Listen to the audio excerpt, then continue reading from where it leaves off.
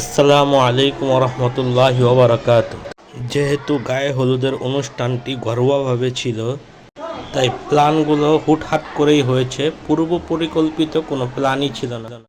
ছেলের জন্য মেয়ের বাড়ি থেকে ডালা আসছে। ছেলের জন্য যা কিছুই দিয়েছিল সবই ছিল প্রিমিয়াম এবং খুবই ভালো মানের।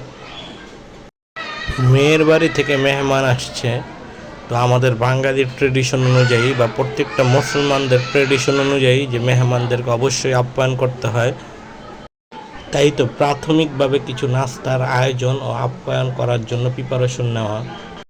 যেহেতু অনুষ্ঠানগুলো ঘরোয়াভাবেই হচ্ছিল, আপাতত ঘরোয়াভাবে হওয়ার কারণ হচ্ছে যে আমার ভাগ্নি বোন এরা বাহিরে থাকে, এরা যখন আসবে তখন আমরা ইনশাল্লাহ বড় করে আয়োজন করব।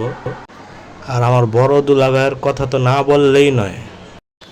যারা দুলাভাইয়ের হাতের রান্না খেয়েছেন তারা তো অবশ্যই জানে যে দুলাভাইয়ের হাতের রান্না কত মজা আর কত প্রিমিয়াম হয়।